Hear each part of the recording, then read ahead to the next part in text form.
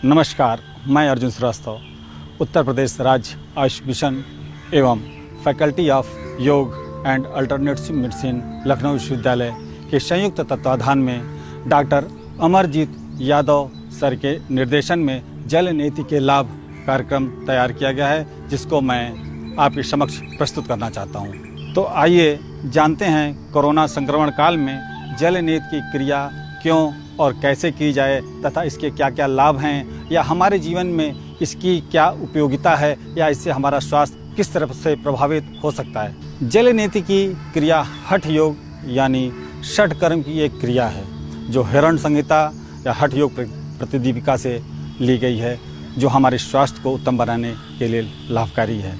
तो जिसके माध्यम से हम अपने आंतरिक शुद्धि करते हैं, यानी कि यूँ मान लिया जाए कि जल नीति क्रिया वर्तमान समय की ENT क्लीनिंग प्रोसेस है, यानी हमारे ईयर नोज़ एंड थ्रोट की क्लीनिंग करता है जल नीति।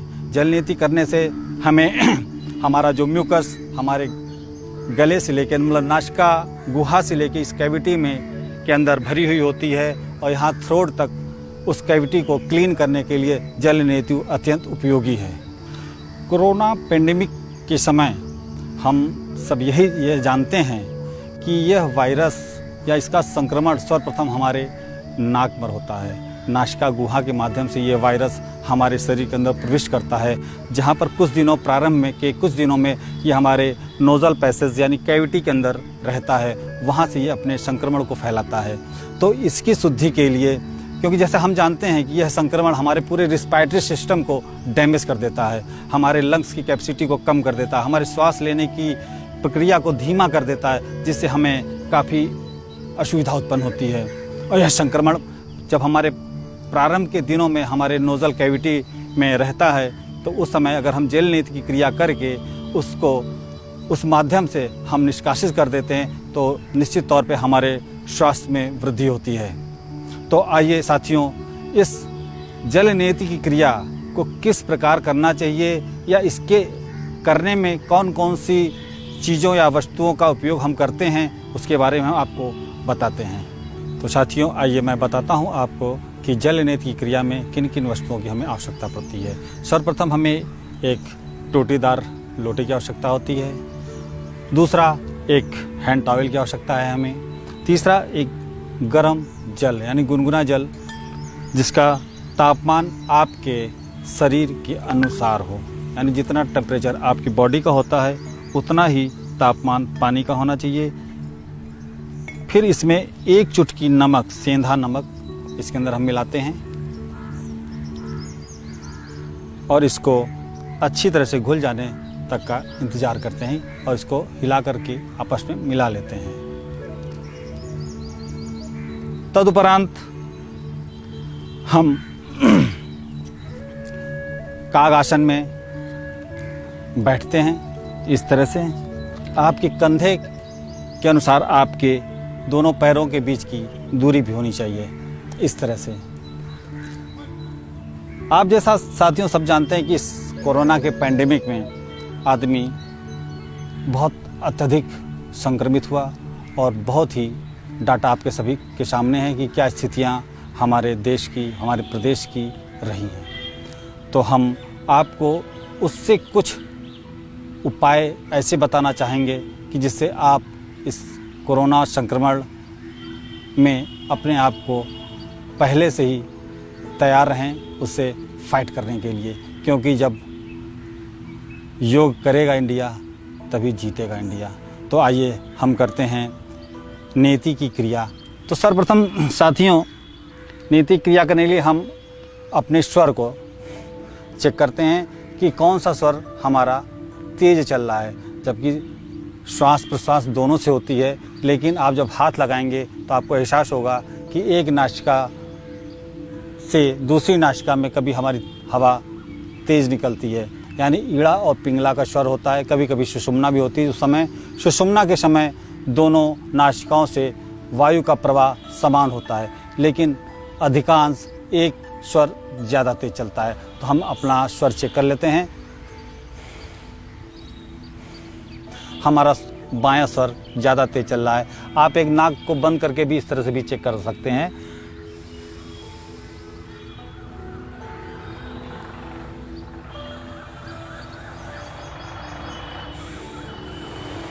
तो मेरा बायां स्वर ज़्यादा तेज चल रहा है। तो जो स्वर तेज चल रहा होता है उसी स्वर में इस टोटीदार लोटे के मुखाग्र को अपने नासिका रंध्र पर लगाते हैं। तो इस तरह से आप देखिएगा। और ये ध्यान रखना है जल नीति की क्रिया करते समय कि हमें श्वास सिर्फ मुख द्वारा ही लेनी है, नासिका से बिल्कुल भी नहीं लेनी है। ये एक छोटी सी सावधानी मैं आपको बताना चाह रहा हूँ। इसको बहुत ही मैनुअली आप इसको नोट करिए कि श्वास कभी भी आपके नाक से ना हो, क्योंकि अगर आपने गलती से भी श्वास नाक के माध्यम से ले ली तो हो सकता है कि वो पानी आपके मस्तिष्क या कहीं अन्य जगहों पर आपको एक झुंझुनाहट, एक सनसनाहट सा उत्पन्न कर सके। बाकी दिक्कत आपको कोई नहीं होगी। बहुत से लोग इस क्रिया को करने से डरते हैं, सकुचाते हैं, लेकिन ये क्रिया हठ योग की इतनी परफेक्ट है आप लोगों के लिए, या हम सभी के लिए इतनी परफेक्ट है कि आप जो भी वायरस, फंगस, बैक्टीरिया या किसी भी प्रकार के कण, वायु प्रदूषित होती उसके कण हमारे नाक में दिन भर हम लोग घूमते हैं, काम करते हैं, तो वो जो भी बैक्टीरिया, वायरस या फंगल जो भी है आपके नासिकारंध्र में जो जमा हो जाता है, क्योंकि अंदर आपके नाक के अंदर एक म्यूकस होता है, चिपचिपा सा पदार्थ, जिसके जहाँ पे वो चिपक जाता है, जिसकी वजह से आपको इन्फेक्शन, धीरे धीरे संक्रमण आपका बढ़ने लगता है। तो उसको दूर करने के लिए ये जल नीति की क्रिया आपके समक्ष। तो मेरा बायां स्वर तेज चल रहा है, तो दाहिने हाथ को इस तरह से आप रख लेंगे और इस बाएं हाथ में अपने इस लोटे को लेकर के सर को इतना झुकाएंगे कि पानी आपके नासिका रंध्र से जाते हुए, विचरण करते हुए चारों तरफ वापस नासिका से बाहर आ जाए। ये कहीं और जगह ना फंसले पाए, इस बात का हमें विशेष ध्यान रखना है। तो देखिए,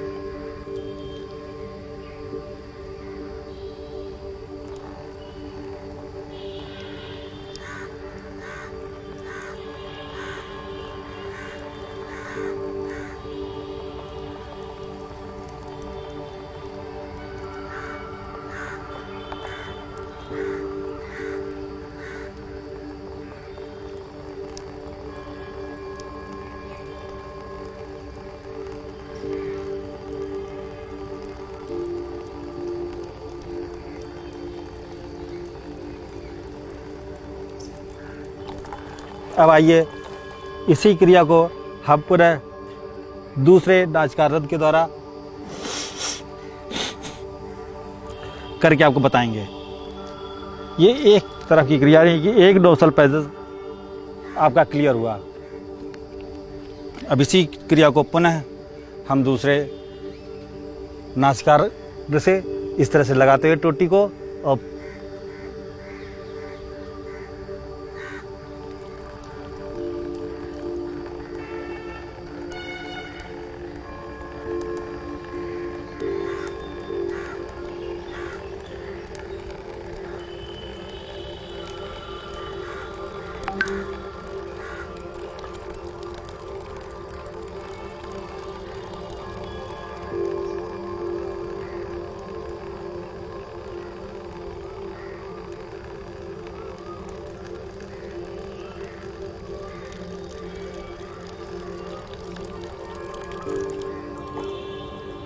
अब नेति क्रिया पूर्ण होने के बाद अब जो पानी या जल हमारे नासिका में एकत्रित है उसको कैसे निकालने की प्रक्रिया को आप समझें।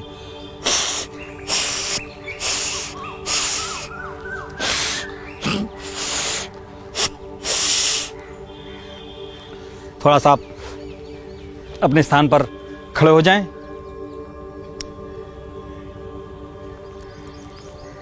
खड़े होने के बाद अपने शरीर को इस तरह झुका लें और जोर से प्रश्वास करते हुए एकत्रित जल को नासिकाग्र से बाहर करें।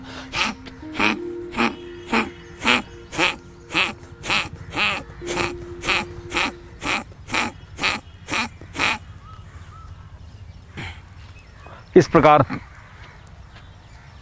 एकत्रित जल आपका नासिकाग्र से बाहर आ जाएगा। और आपको लगभग इस क्रिया के दौरान इस बात का विशेष ध्यान रखना होगा कि जब भी ये क्रिया करें, क्रिया करने के बाद जितना भी पानी आपके शरीर में, आपके कान के पास, आपके नोज़ल कैविटी में, नोज़ल पैसेज में जो भी एकत्रित हुआ, किसी भी तरह से आप उसे बाहर निकालना है भस्त्रिका प्राणायाम के द्वारा, अर्धभस्त्रिका के द्वारा। अभी मैं आपको इसके बाद मकर आसन करके दिखाऊंगा। उसमें भी जो भी बचा कुचा आपकी कैविटी में जल एकत्रित होता है वो भी बाहर आ जाएगा। तो आइए, चलनेति क्रिया के बाद जो भी एकत्रित पानी था हमने भस्त्रिका प्राणायाम द्वारा श्वास प्रश्वास के माध्यम से मैंने निष्कासित किया। अब उसके बाद मकर आसन की ये अंतिम क्रिया हम करते हैं। तो हम दंडासन में बैठकर इस तरह से करके मकर आसन की स्थिति में हम आ जाते हैं। बायां हाथ हमारा नीचे, दाहिना हाथ हमारा हथेली ऊपर और माथा हथेली के ऊपर, तथा दोनों पैर इस तरह से एक लंबी गहरी श्वास।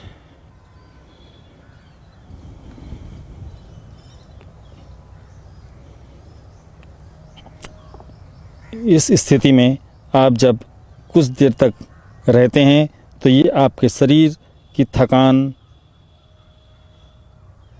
टेंशन, तनाव को भी दूर करता है। आपके बैक पेन में भी रिलीफ देता है। और जो जल नेति के द्वारा आपके मस्तिष्क या नोज़ल कैविटी में जो भी थोड़ा बहुत पानी बच गया हो वो भी इसके माध्यम से निकल जाता है।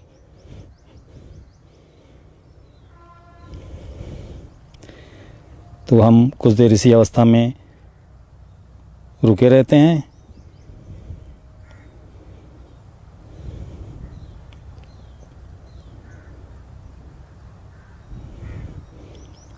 तदुपरांत पुनः अपनी यथास्थिति में आ जाते हैं।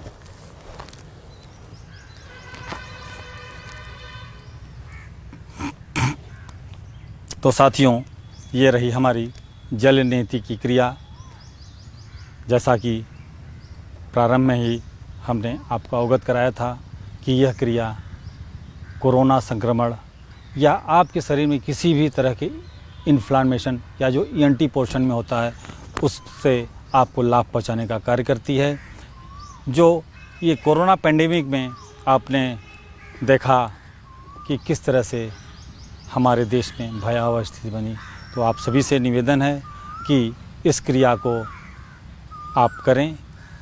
इस क्रिया को कराने या बताने का ध्येय सिर्फ इतना सा है कि मेरा सिर्फ एक प्रयास है आपको ये बताने का कि जल नेति की क्रिया आपके लिए कितनी कारगर सिद्ध हो सकती है।